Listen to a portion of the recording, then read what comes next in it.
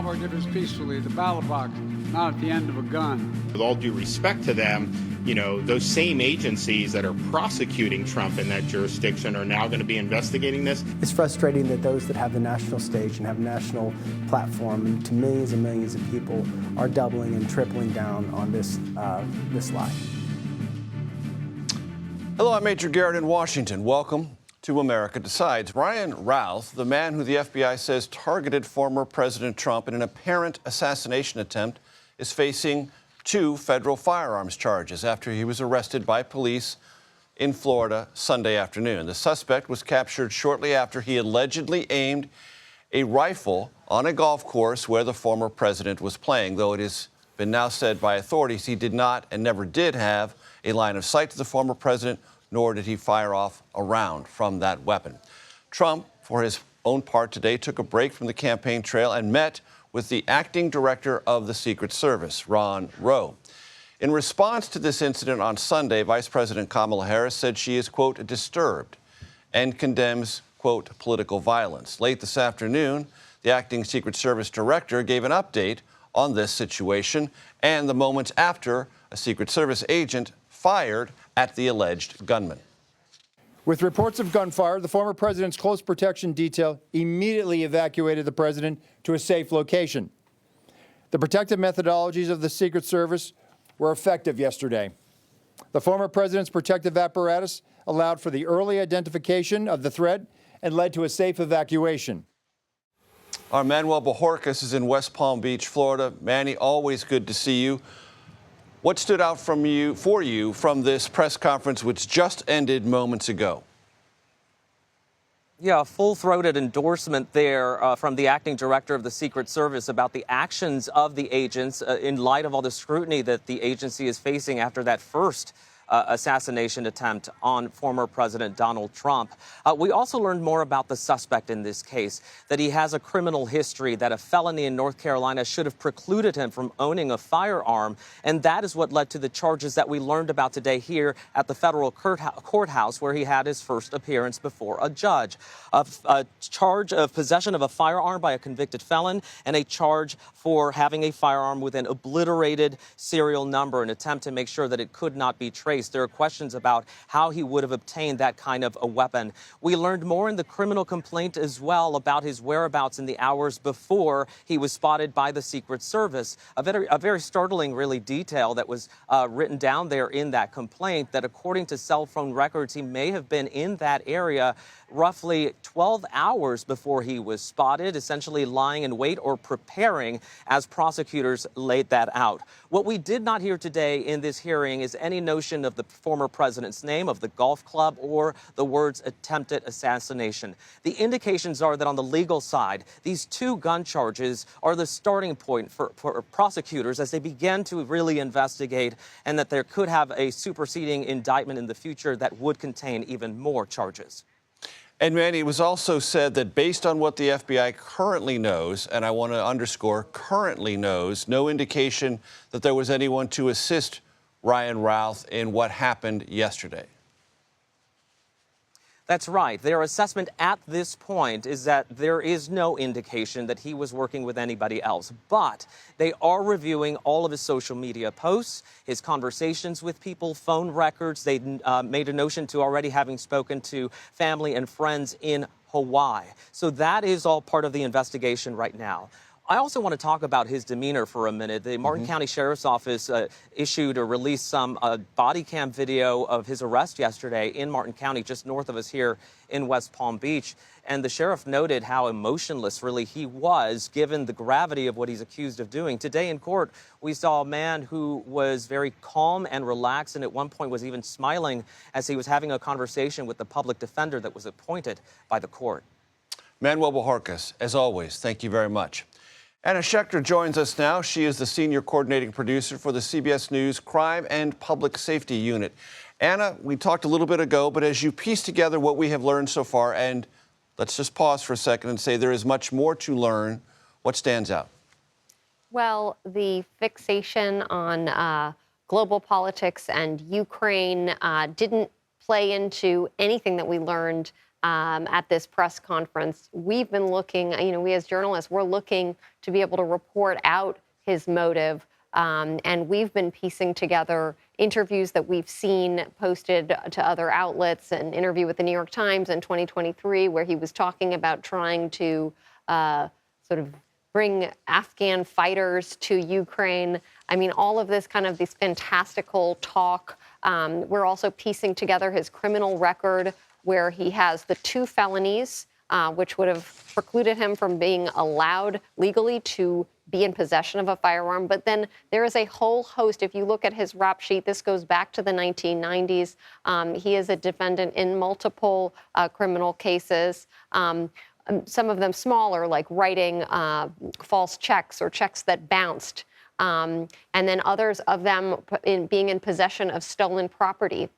So we're trying to piece together the picture of a man who was at once passionate about the Ukrainians' plight, but then also has this criminal record and was in possession of a weapon of mass destruction, which our reporting indicates was also an assault-style rifle. This is back in 2002. We spoke about this earlier, but in 2019, several years ago, the FBI got a tip that he was a felon in possession of a firearm. We heard from those law enforcement agents earlier at the press conference that the FBI alerted local law enforcement on Oahu, but that the tip wasn't substantiated, and so nothing was done about it. That's an interesting tidbit that we learned from this press conference today, but there are still so many questions. And as you mentioned, this is all part of an elaborate character sketch, and we don't know yet what parts of that sketch matter more than others. But you talked about Ryan Routh's passion about Ukraine. He did an interview recently with Newsweek. Let's play a little bit of that, and I'll talk to you on the other side. A lot of the other conflicts are gray, but this conflict is definitely black and white. This is about good versus evil. This is a storybook, any movie we've ever watched, this is definitely evil against good. Doesn't shed light on motives, but it does shed some light, maybe only limited light, on his orientation to what represents good versus evil.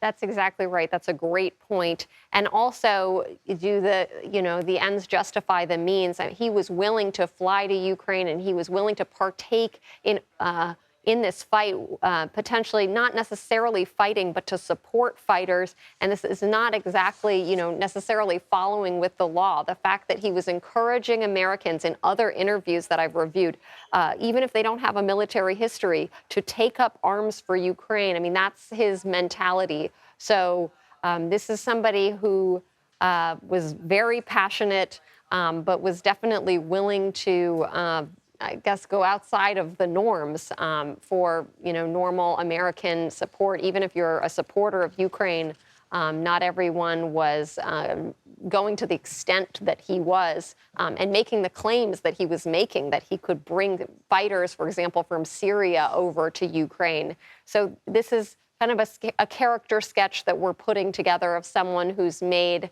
sometimes outlandish statements, who isn't always adhering to the letter of the law, and maybe that's a little bit of an understatement. Anna Schechter, thank you very much. This afternoon in Philadelphia, President Biden addressed the historically black colleges and universities conference. There, the president began his remarks by addressing the situation that played out yesterday regarding former President Trump. Let me just say, there is no, and I mean this from the bottom of my heart, those of you who know me, many of you do, no place in political violence for political violence in America. None. Zero. Never. I've always condemned political violence. I always will in America. In America, we resolve our differences peacefully at the ballot box, not at the end of a gun. Nancy Cordes is at the White House with more on the reaction from the White House and the Harris campaign. So, Nancy, it's worth noting that this afternoon the former president said on social media, amplifying something he said in an earlier digital interview, that Democrats, specifically the Harris-Walz campaign, in part to blame for a rhetorical atmosphere that led to the events that played out yesterday. Reaction?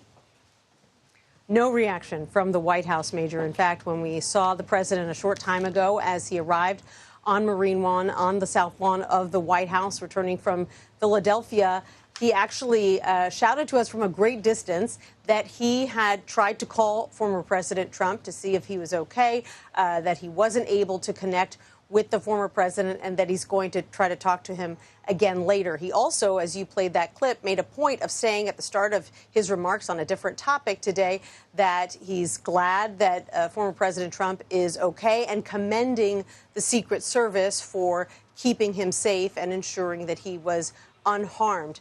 When it comes to the larger issue of Secret Service protection, Major, I can tell you that there is now stepped up Secret Service protection here at the White House and at the Vice President's residence, and that the White House has requested a short-term infusion of cash for the Secret Service, basically to ensure that it can operate at full capacity and do everything it needs to do to keep the candidates safe over the next 50 days until the election.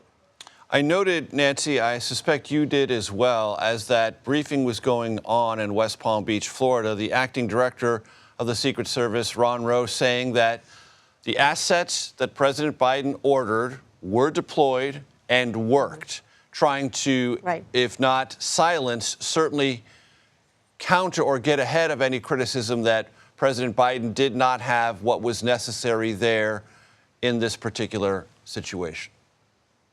Right. And that is important because the Secret Service is looking to indicate that they did their jobs, because they're under incredible scrutiny after what happened in Butler, Pennsylvania, which you have covered extensively, Major, and others have as well. The fact that there were so many people, including members of law enforcement, who saw the shooter, who saw him behaving in an unusual fashion, who kind of clocked that he was where he shouldn't be, and yet took their eyes off the ball long enough for him to climb up onto that rooftop and take aim at the former president. And so they're making the case now that they did everything right, and that's why they were able to neutralize this individual, Ralph, before he was able to cause any harm. Politics continues. We are 50 days away from Election Day, and there was a meeting involving the vice president and the head of the Teamsters. Catch us up on that. So the Teamsters is the only major union that has yet to announce its endorsement. All 9 of the other members of the top 10 have all announced that they are endorsing Kamala Harris for president. Yet you've got the Teamsters, kind of a lone holdout. They said they wanted to interview Harris. They had already done a sit-down with Biden before he pulled out, and that sit-down with Kamala Harris came today. After the meeting, the president of the Teamsters Union spoke to reporters. He said that Harris really didn't say anything different than the president has said when he sat down with them, and that they hope to make a decision as soon as Wednesday. But he indicated, Major, that they may decide not to endorse anyone at all for the first time since 1996. That's a possibility. Take a listen to why he says this is such a tricky situation. We don't just represent registered Democrats. We represent registered Republicans and independents, and we have to. So we have to take into consideration, and she recognized the diversity of our membership as it relates to political affiliations. So we had some discussion on that, and overall it's been consistent with every other candidate on the same questions and answers. So basically what he's saying there, Major, is that they are taking into account the fact that a lot of their members support former President Trump, even if union leadership feels differently. And so they're polling all of their members. More than 1 million of them are allowed to vote.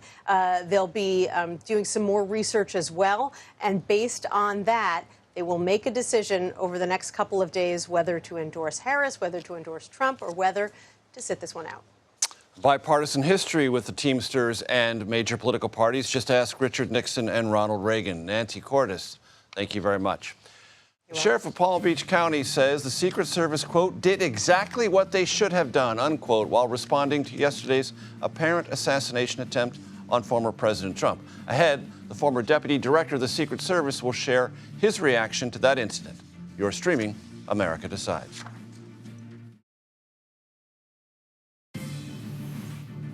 Welcome back to America Decides. Ron Rowe, the acting director of the U.S. Secret Service, today praised the agency for its, quote, exemplary response. They are rising to this moment, and I could not be more proud of them and the way they have executed, not only yesterday, but what they're doing today and what they are doing tomorrow and what they will always do because it is their duty.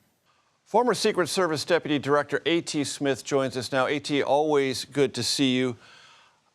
Ron Rose said right now the Secret Service faces, quote, an unprecedented and hyper-dynamic threat environment. What does that mean? I think it means the result of all that we're seeing. And we saw this early in this campaign cycle, all of the rhetoric, all of the hatred, all of this sort of online social media things that have been out there that honestly we have not seen to this degree in previous campaign cycles. So I think that is what he's talking about. And of course, there's a lot of things that he didn't say today, the online threats that they get from all different sorts of areas, if you will, and the investigations that the Secret Service has to do into those threats and those individuals. Those are the things that really never make the headlines. And I think he was speaking to that, just the sheer volume of what not only the service is having to deal with as an agency, but obviously the incident in Butler, which had a lot of negative repercussions for the Secret Service. So they're having to deal with a lot. And I think he was making the point that yesterday, you know, here we are with a second event like this, that they acted in the way that they are trained to react.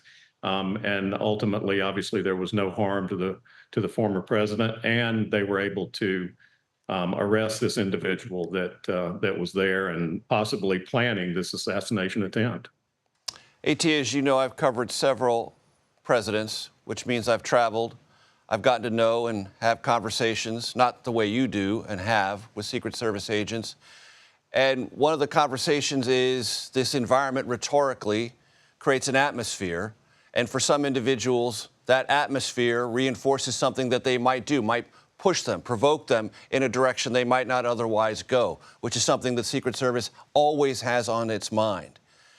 And it was never part of a conversation I ever had because I never experienced it, but we now had two incidents. Do incidents themselves also create a kind of reality that makes this threat matrix more dangerous? Absolutely. And that was one of the things that I touched on yesterday in another interview. You definitely are going to have a problem with copycats, and that could be the case here. You know, this individual could have thought in his mind that he was going to finish the job that the individual in Butler was not able to. So that sort of thing, along with some of the social media things that are out there that we're talking about, just it sort of ingrains in these folks a need for them to react, particularly, you know, if there is a mental health situation here that, you know, needs to be evaluated and needs to be looked at. So yes, I think one incident may actually fuel another, and it's sort of the piling on, if you will. One individual tries something, the other one says, well, I can do better, or I can actually make this thing work and pull it off. So I think absolutely to your point, yes, that does create more problems. A.T., the acting director of the Secret Service said his personnel are redlining. It is among the most stressful occupations on the face of the earth. Redlining sounds worrisome. It does. And, you know, unfortunately, the Secret Service now has to deal with attrition like any other local or state law enforcement agency does. You know, in my time, I'm like you, I've been around a lot of campaigns, saw a lot of things. You know, in the era that I came on, folks didn't leave the Secret Service. They stayed for 25 or 30 years. I was there for 29 years.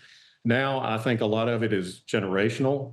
Folks just do not want to stay that long in one place, and so they come in for maybe the glitter and the excitement of it for a little while, and once that wears off, you know, they move on. So unfortunately, I have heard, and this is something they need to deal with, you know, they are bringing agents to the protective details, the permanent details, sometimes quicker than they did in the past. And so the dual mission of the Secret Service makes a well-rounded agent. You know, they're out there on the street doing investigations, whether it's cyber or credit cards or counterfeit, to sort of learn the dynamics. And all the time that they're doing that, they are supporting protective visits all around the world. And so they get exposed to a lot. And then when they come to that permanent protective detail, whether it's the president, the vice president, former presidents, they're a lot more seasoned. And this is not a negative toward the individuals. They're all doing the very best they can. And as we saw yesterday on the golf course, which is a very, very hard thing to secure,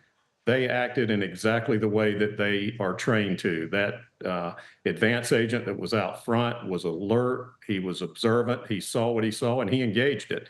And I would commend him on the level of not hesitating at all. You saw what he did. He got several shots off and the other guy ran. So, in that vein, absolutely, that was a positive for the Secret Service. A.T. Smith, as always, sir, thank you very much. Thank you, Major. Straight ahead, we are joined by one of the leaders of the bipartisan House task force investigating July's assassination attempt against former President Trump. That is next. You're streaming America Decides. Welcome back to America Decides. Thank you for being with us. The bipartisan congressional task force investigating July's assassination attempt against former President Trump is seeking a Secret Service briefing following yesterday's events in Florida. The task force put out a statement that said, in part, quote, "We are thankful the former president was not harmed, but remain deeply concerned about political violence and condemn it in all of its forms." Let's bring in Colorado Democratic Congressman Jason Crow. He is the ranking member of the bipartisan task force investigating the July assassination attempt of former President Trump. Congressman, good to see you. Will your bipartisan committee expand its inquiry into the events of yesterday in Florida? Well, thank you for having me. We don't know yet whether or not the jurisdiction of our task force will expand. We were convened in July, empowered by the House of Representatives in a 416-0 vote, which actually is extremely noteworthy, that every single member of Congress present and voting in July that day, every Democrat, every Republican voted to create this task force with the specific mandate of looking at the Butler, Pennsylvania attempted assassination. We are in discussions with leadership now to figure out whether or not it makes sense to expand the jurisdiction to this incident, so that remains to be seen. What would the terminology you would use, Congressman, to describe what happened yesterday? Well, the FBI is talking about this as an attempted, a potential attempted assassination, I believe. There's a couple of different phrases they've used. It's too early to make that final determination. It appears to be another attempt against the former president, certainly from my perspective. But there is that ongoing criminal investigation by the FBI to make that determination. We have to wait for them to actually do the investigation before we have all those answers. What questions are uppermost in your mind? Well, you look at the incident that happened in Florida, and you also look at the incident that happened in Western Pennsylvania and Butler. What happened in Western Pennsylvania is our committee has done some of this preliminary investigative work, was numerous security lapses and failures, right? There are very clear failures on numerous fronts at the Butler, Pennsylvania rally that led to the shooting of former President Trump.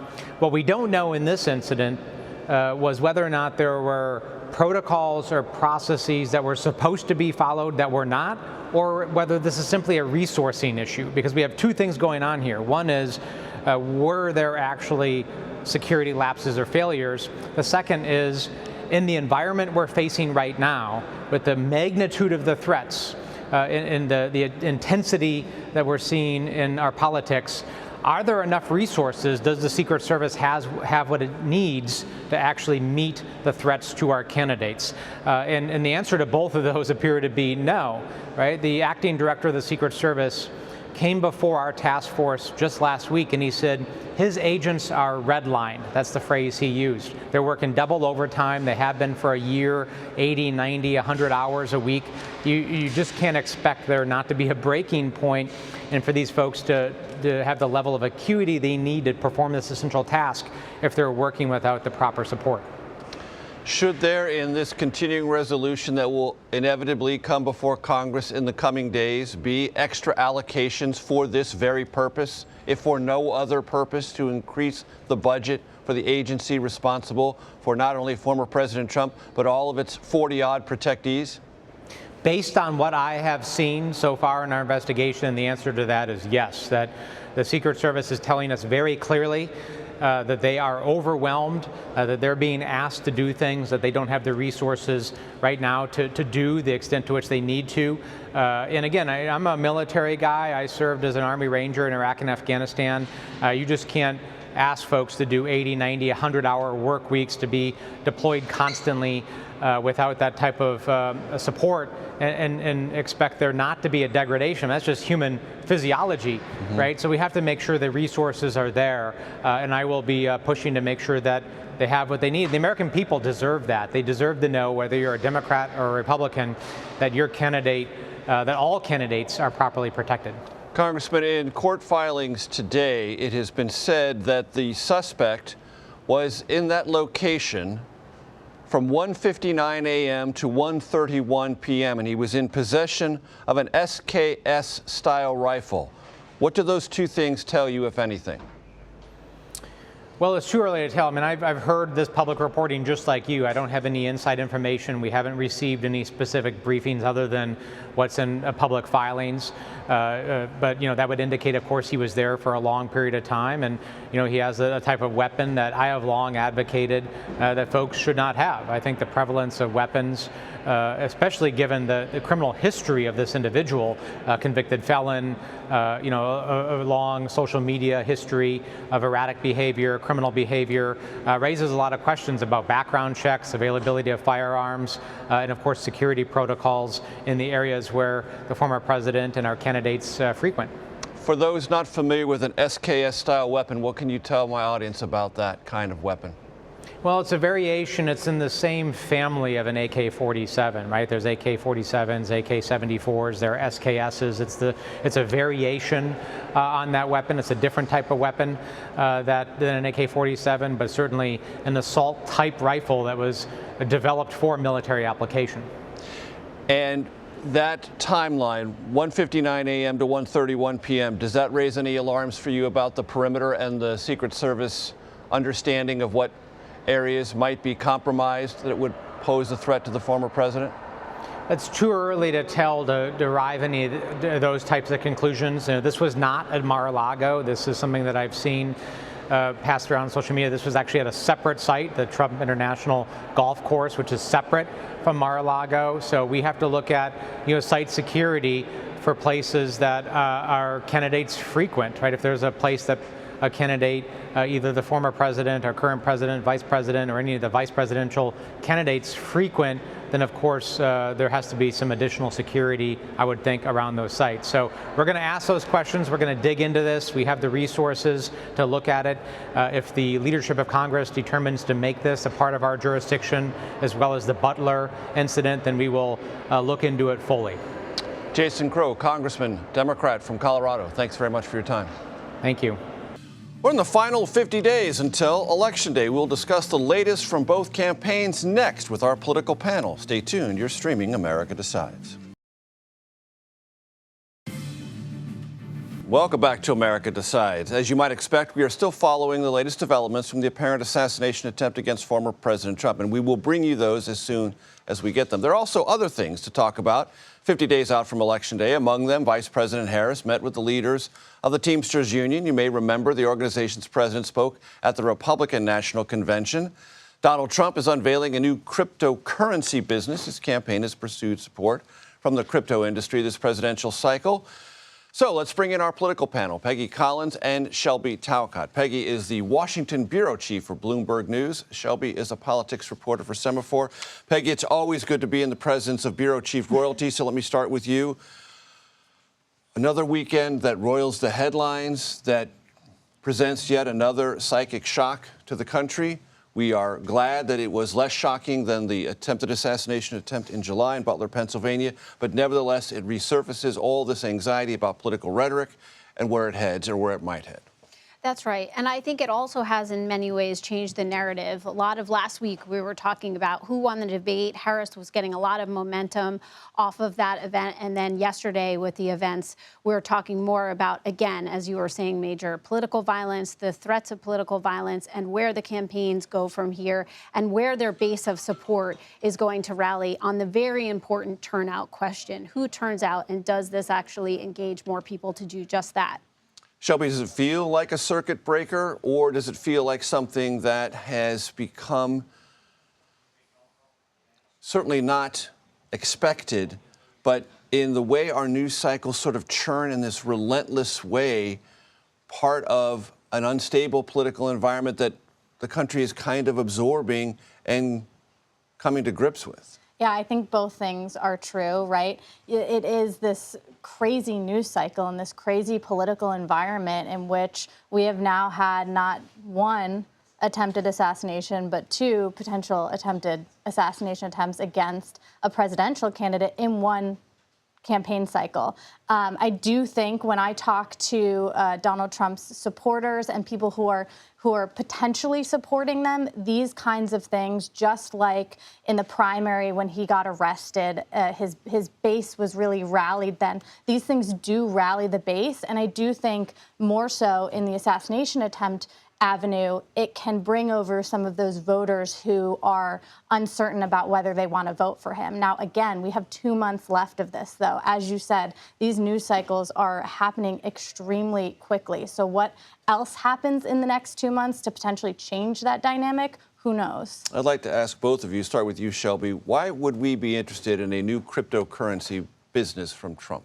Well, I think one of the things that's important is what he could potentially do as president. And Donald Trump has brought up a number of pro-crypto policy proposals this campaign cycle, which is important because in past campaign cycles, he's been kind of anti-crypto. And so for that reason, it is notable that he is starting to talk about launching this cryptocurrency business. And I think the other thing to remember is there's a lot of questions. We don't know a lot of information about this new business model. And so one of the questions I've heard asked a lot is how could this potentially benefit Donald Trump personally? And how would those potential personal benefits influence his policy plans? And Peggy, you talk to anyone in the Trump inner circle, they need more campaign contributions.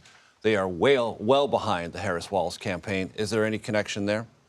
I think certainly with his emphasis on crypto? I think certainly the Trump campaign has seen that there's a lot of enthusiasm for him and his campaign when it comes to the crypto industry, crypto investors, retail investors who are dabbling in crypto. So I think there's something there. And to your point, Major, we had reporting out today that shows that Harris has accrued a sizable cash advantage, that her upcoming fundraiser in New York is attracting people who are willing to pay not thousands, but tens of thousands of dollars to go. And in these final 50 days, the cash hoard may come down to who's able to turn out more voters and do more ads to get them out than the other. And Shelby, this question about the Teamsters, anyone who reads any history of the political orientation of the Teamsters know that it has vacillated at times. Richard Nixon, Ronald Reagan. Now there's a potential non-endorsement, and obviously Sean O'Brien was at the Republican National Convention. How does this sort out from your vantage point? You know, I think it's... In terms of importance. I think it could be important, but I also think, you know, Sean O'Brien has noted that the Teamsters is made up of different factions. There are Republicans, there are independents, and so in terms of... And mainline Democrat pro-union guys. Exactly. And so in terms of how the endorsement could influence them, I think the majority of them probably already personally decided who they're going to vote for. It would probably mostly influence those independent voters within that group. And those are the voters that both campaigns are trying to get right now because it is a toss-up race. Peggy, would it be noteworthy in this campaign if the Teamsters were the only one, not in the Big Ten unions, not to be with Harris? I think so. As Shelby's saying, those independent voters, many of whom are workers in blue-collar states like Wisconsin, Pennsylvania, Michigan, are the ones that are really key right now when it comes down to the final days. So I think that's one of the things that could stand out if they don't endorse either and leave, you know, some of those independent voters up for grabs. And what would you say, Shelby, is the orientation of the race? Net favorable to Harris at the moment? I think it's a coin toss. I mean, you look at all of these polls, you look at the Nate Silver model, you look at the 538 model, they're all sort of saying different things, but it's so close. And when I talk to both campaigns, that's exactly how they're viewing this. They're viewing it favorably for themselves, but they're also acknowledging that it is a toss-up race and that this is a race of margins and that every single vote is going to count. Peggy Collins, Shelby Talcott, thank you very much. And a quick programming note, join us early on October 1st at 4 p.m. Eastern for a special vice presidential debate edition of America Decides, live from New York City. CBS News will moderate the debate and bring you coverage all evening long. In the wake of the alleged assassination attempt on former President Trump, people on both sides of the aisle are asking if Secret Service protection can be improved. Next, we'll tell you how that factors into the looming government funding deadline. That's next. You're streaming America Decides. Welcome back to America Decides. The Biden administration is asking Congress to increase Secret Service funding following yesterday's events in Florida. Multiple sources tell CBS News the Office of Management and Budget has submitted a so-called anomaly request. That's a budget term even I didn't know, warning that the agency would have, quote, insufficient resources to increase its protective operations without additional funds. This request comes about 2 weeks before money for the federal government runs out. Scott MacFarlane joins us from the Justice Department with more on this story. Scott, I've been around federal budget lingo for the better part of 30 years. I have never heard of an anomaly request. What is that? Oh, usually these are painfully boring, and technically it's not so much an increase in money as it is increased flexibility if money stays flat from year to year. Here's the thing. The government's set to shut down September 30th. To keep the lights on and the doors open, it's possible Congress just passes a short-term deal that keeps everything flat, everything even. Secret Service cannot withstand keeping all of its funding flat because there are all these needs, as is evident from the attempted assassination in July, the arrest yesterday in Florida, and the burgeoning needs of the campaign. You have to protect President Biden. You have to protect former President Trump. You have to protect Vice President Harris, not to mention the dozens of others. The administration wants some flexibility here, Major. If they have to move some money around and give Secret Service everything it needs to prevent a crisis, to prevent another incident. Scott, you know as well as I do, Congress can be quite inventive when it wants to spend money. It could write a continuing resolution that leaves everything else but Secret Service allocations flat, write 2 or 3 sentences to boost allocations right here and right now. Any talk of that? Yeah, both parties want this. Both parties are championing requests for more money from the Secret Service. If the U.S. Secret Service asks for it, it's going to get bipartisan positive receptions, not unanimous, but bipartisan positive receptions in Congress. But my latest reporting out of the U.S. Senate was, though their spending bill negotiations were going much more smoothly than the House, this was a hang-up even in the Senate. Homeland Security funding, Secret Service funding in particular. There's just no great sense or consensus, Major, as to exactly what this agency needs in light of what's happened this summer and in light of the increasingly toxic political environment where violent political threats are becoming more common and more acute. This is going to define the next few weeks here in Washington, how they negotiate and stand up more money for Secret Service. Scott, if you can, catch us up on where the congressional investigations into the events at Butler, Pennsylvania in July stand. Yeah, there are so many investigations into the Secret Service and into the July 13th shooting. The FBI is lead. The Secret Service is investigating itself. There's an Inspector General investigation inside the Department of Homeland Security. And there are these congressional investigations. The Senate had a hearing. The Senate's doing work. Their report could come in the coming days, according to one of the members of that investigation. The House is a bipartisan task force. They want to meet with the Secret Service about what happened in Florida, in addition to all they found in July. They're also getting records from local law enforcement agencies. But the bottom line is that this House report out what it finds by the end of this year. We could get the earliest results from them. Because Scott MacFarlane knows so much about so many things, I also want to check in with you, good sir, about today's TikTok hearing in federal court. Yeah, speaking of deadlines, we are 4 months and 4 days away from a deadline for TikTok to potentially go dark in America, to be banned. The newly signed law requires its China-based owner, ByteDance, to divest itself or face the prospect of a ban in the United States. There was an appeal by TikTok trying to get an injunction against this law. They argued in court today that it's just not feasible to be sold or divested and that this is an encroachment, among other things, on free speech. We'll see where the appeals court comes out in the coming weeks and months, but no matter who loses, Major, no matter which side does not prevail in this appeal, that side's going to go up to the Supreme Court and continue the legal battles all the way up to January 19th. Believe me when I tell you, ladies and gentlemen, you cannot stump Scott MacFarlane if it matters in Washington, D.C. Scott MacFarlane, always a pleasure. Thank you, sir.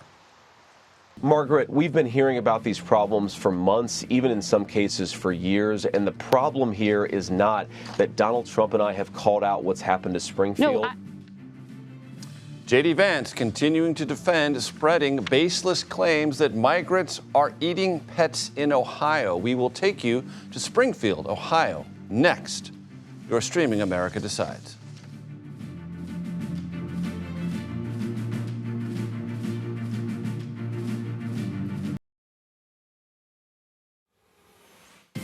Welcome back to America Decides. Springfield, Ohio did not ask to find itself the target of all manner of threats of violence.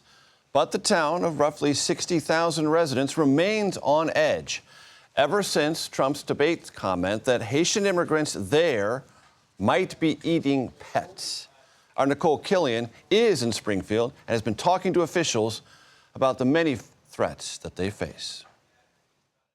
Governor Mike DeWine was here in Springfield for a security briefing. He said that many of these threats that the community is receiving have turned out to be hoaxes, but there was a scare earlier today at a pair of elementary schools that had to close down and be evacuated. The governor now says he plans to post Ohio State troopers at area schools so that they can stay open starting Tuesday. The Springfield schools that were closed today because of the bomb threats will be open tomorrow. We're going to put 36 of our highway patrol men and women into these schools. They'll be there 6 o'clock in the morning. They'll sweep to make sure there's no bombs, there's nothing there. They'll do that every single day. And frankly, we don't think there's a real threat out there, but we want parents, and I know how I would feel if it was my child going to a school, we want them to feel that it's very, very safe for them to send their children to school. The governor also told me that many of these calls that the city is getting are actually coming from abroad, from other countries. He wouldn't specify which country, but said they are coming from a specific nation. That being said, we also talked to the mayor of Springfield earlier, who told us that the fact that the former president and J.D. Vance continue to double down on these unfounded claims about Haitian migrants is causing stress here in this community, and it feels like they're caught in a political vortex. Here's how he described some of the threats that the city's getting. Bomb threats to our city buildings, brought threats to myself and my family and the other commissioners as well. So this is obviously, it's painful and stressful to go through this. The mayor told me that the city continues to assess security. He says it would be very difficult if the former president or any candidate tried to visit the city of Springfield right now, since it's still such a hot environment. Major? Nicole Killian, thank you. That does it for today. We will be back with another edition of America Decides tomorrow at 5 p.m. Eastern. The Daily Report with John Dickerson starts right now.